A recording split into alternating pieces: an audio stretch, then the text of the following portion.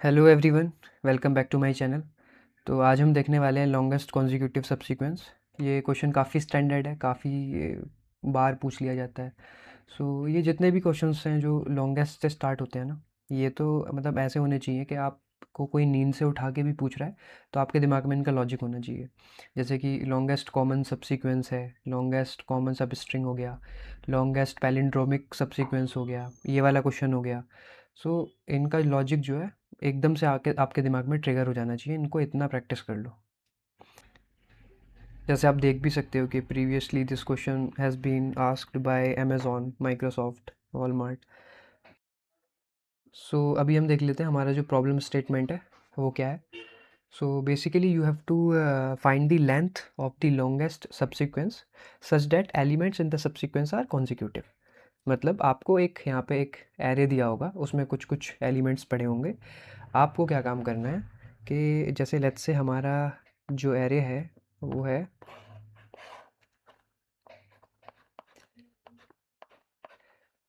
2 6 1 9 4 5 3। ये यहाँ पे आपको एक एरे दिया है, इसमें कुछ एलिमेंट्स पड़े हैं नॉन नेगेटिव।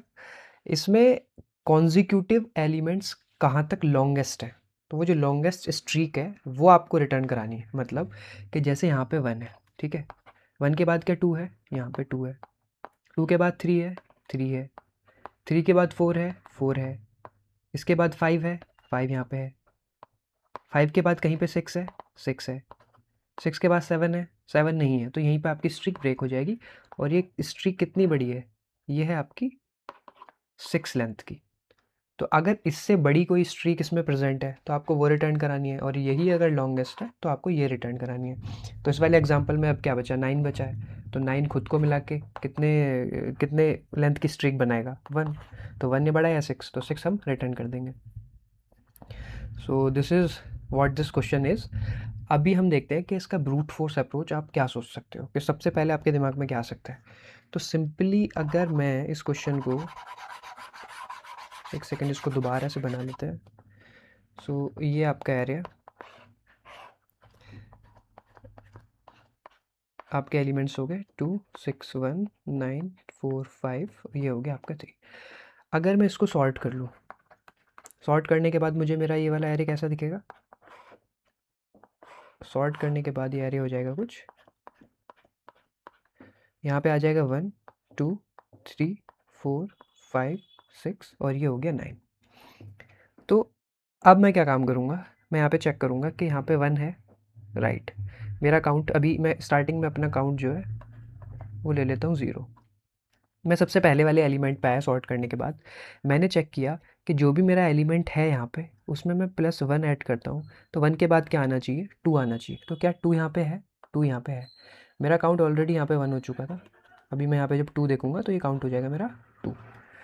अब मैं 2 में +1 ऐड करूँगा और देखूंगा कि उससे जो बड़ा नंबर है 3 वो है, वो यहाँ पे है, तो ये मेरा काउंट हो जाएगा 3। फिर मैं क्या काम करूँगा, 3 में +1 ऐड करूँगा और देखूंगा कि 4 यहाँ पे है, 4 मुझे मिल गया, मेरा काउंट हो जाएगा 4। फिर मैं इसमें +1 ऐड करूँगा, सिमिलरली 5 के लिए मेरा काउंट हो जाएगा 5। फिर मैं +1 ऐड करूँगा, चेक करूँगा 6, काउंट हो जाएगा मेरा 6। +1 ऐड करूँगा, क्या हो जाएगा, यहाँ पे होगा 7। 7 मुझे यहाँ पे मिलेगा नहीं, गॉट इट, 7 यहाँ पे है नहीं।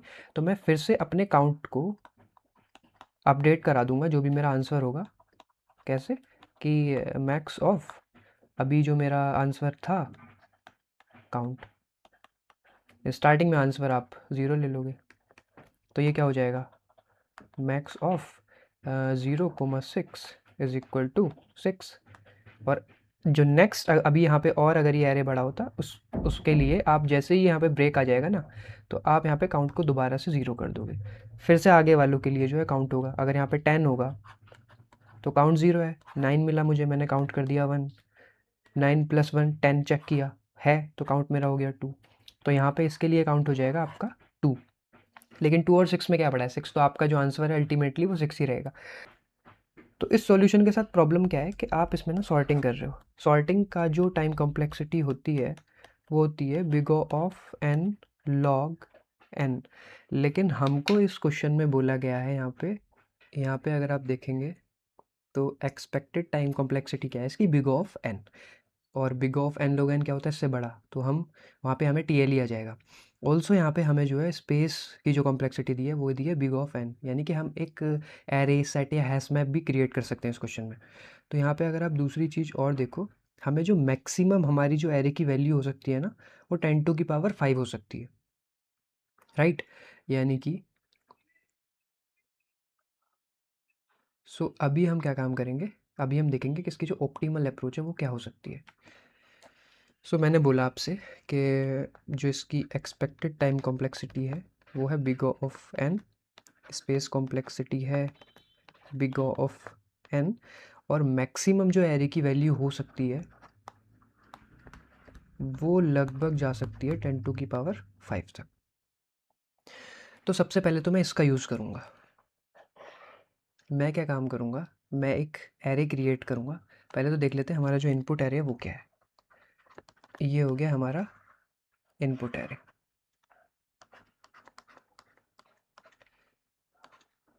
2 6 1 9 4 5 3। मैं क्या काम करूँगा, मैं एक फ्रीक्वेंसी एरे जो है वो क्रिएट करूँगा यहाँ पे।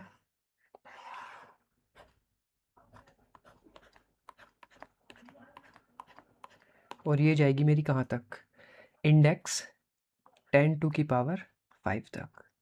ऐसा मैंने क्यों बोला, ये ज़ीरो से स्टार्ट होगी, हमारी जो वैल्यू है वो ज़ीरो से लेके 10⁵ तक हो सकती है। तो ये इंडेक्स ज़ीरो से स्टार्ट होगी, 1 2 3 4 5 6 7 8 9, और ये जाएगी 10⁵ तक। तो मैं एक ऐसा एरे क्रिएट करूँगा जिसका साइज़ होगा 10⁵+1, क्योंकि ये ज़ीरो वाली वैल्यू भी हमें स्टोर करनी है ना। अब आप क्या काम करेंगे, आप स्टार्टिंग में यहाँ पे ज़ीरो डाल दो सब में,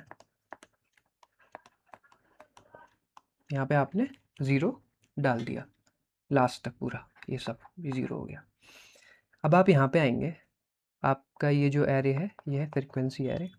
आप क्या काम करेंगे कि फ्रीक्वेंसी वाला जो हमने वेक्टर एरे क्रिएट किया है उसमें एरे इंडेक्स आई पर जो वैल्यू है उसको 1 मार्क कर दो। मतलब इंडेक्स आई क्या होगा, स्टार्टिंग में ज़ीरो, एरे आई ज़ीरो पे वैल्यू क्या पड़ी है 2, तो ये बोल रहा है कि फ्रीक्वेंसी इंडेक्स 2 पे जो वैल्यू है उसको 1 कर दो। 2 पे वैल्यू क्या है अभी, ज़ीरो, इसको मैंने 1 कर दिया, राइट। आई फिर आगे बढ़ेगा, आई हो गया अब मेरा, पहले आई मेरा यहाँ पे था, अब मेरा आई आ गया 1 पे, ओके।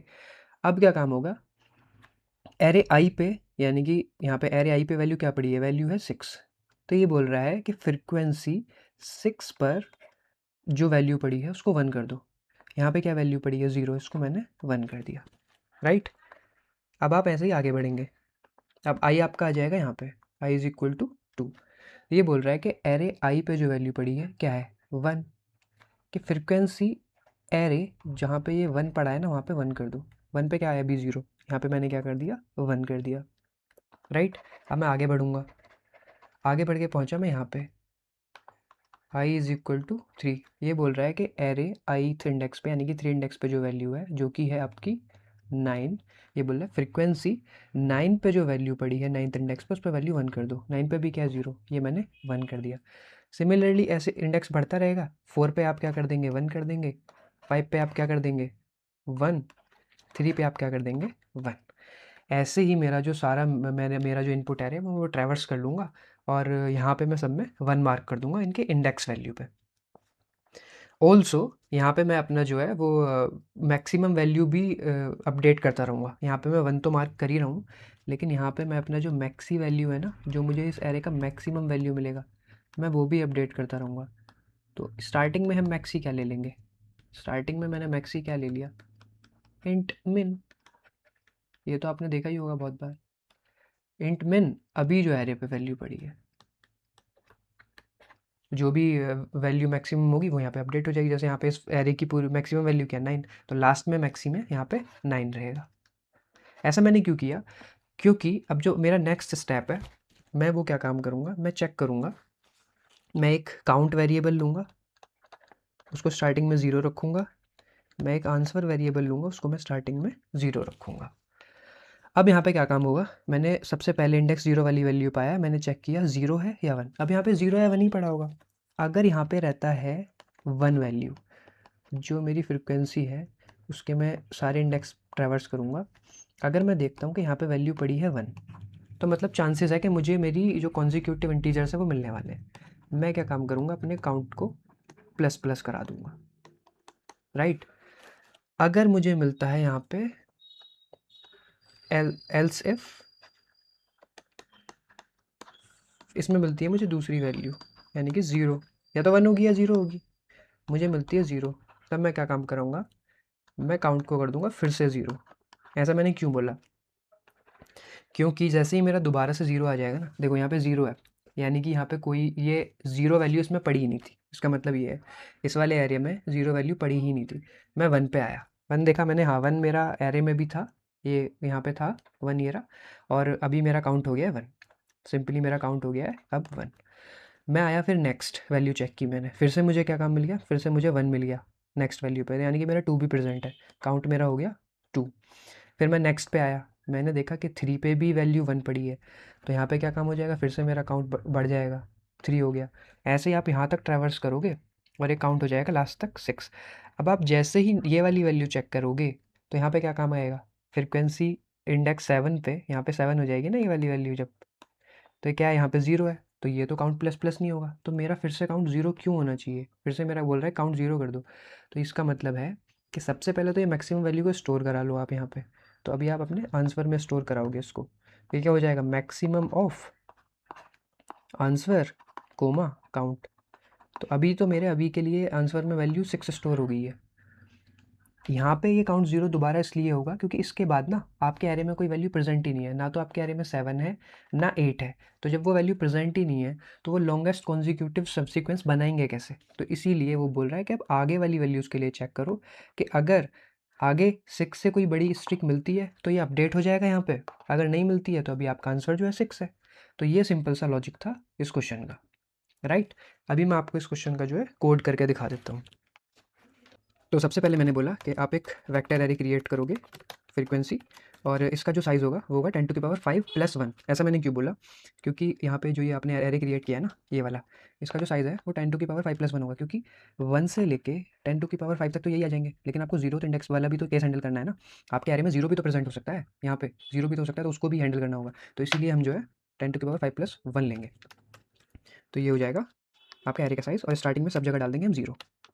अब मैंने बोला कि आप एक चलाओगे for loop int i equal to 0 से लेके जो भी इसका साइज़ होगा, और यहाँ पे अब आप क्या काम करोगे, जो भी वैल्यूज़ प्रेजेंट होंगी, जैसे यहाँ पे 2 है तो 2 को उस वाले एरे में 2 एक इंडेक्स होगा, तो उस वाले इंडेक्स पे 1 मार्क कर दो। कैसे करेंगे आप, यहाँ पे ये तो हो गया आपका, अभी आई क्या है, अभी आई है 0, तो अभी एरे ith इंडेक्स पे वैल्यू क्या पड़ी है मेरी, यहाँ पे इस वाले एग्जांपल में ये पड़ी है 2, तो ये अभी हो गया 2, तो ये बोल रहा है कि फ्रीक्वेंसी इंडेक्स 2 पे अभी आप 1 मार्क कर दो, और साथ के साथ आप अपना मैक्सी भी जो है वो निकालते जाएंगे। जैसे इस वाले एरे में मैक्सिमम वैल्यू यहाँ पे 9 थी ना, मैं ऐसा क्यों कर रहा हूँ, क्योंकि मैं जब ये एरे दोबारा ट्रैवर्स करूँगा इफ़ इस वाली कंडीशन को चेक करने के लिए, ये वाली जो अपनी कंडीशन होगी इफ़ एल्स, तो दोबारा भी ट्रैवर्स करूँगा, तो ऐसा तो है नहीं कि मैं इसको पूरा 10⁵ तक ट्रैवर्स करूँगा, ये बहुत बड़ी वैल्यू है, तो मैं क्या काम करूँगा, मैक्सी निकाल लूँगा 9। अभी भी हमने जो ये ड्राई रन करके देखा था तो इसमें 9 तक ही तो मैंने ट्रैवर्स किया है, तो इसीलिए मैं अपनी मैक्सिमम वैल्यू निकाल रहा हूँ, ताकि जब मैं दोबारा ट्रैवर्स करूँ इफ़ एल्स वाली कंडीशन के लिए तो मैं मैक्सिमम वैल्यू तक ही ट्रैवर्स करूँ, इतनी बड़ी वैल्यू तक मैं ट्रैवर्स ना करूँ, तो इसीलिए आप साथ के साथ अपनी मैक्सिमम वैल्यू को भी निकालते जाओ। तो ये हो जाएगा maxi is equal to max of maxi, ये हो जाएगा आपका अभी जो करंट वैल्यू है।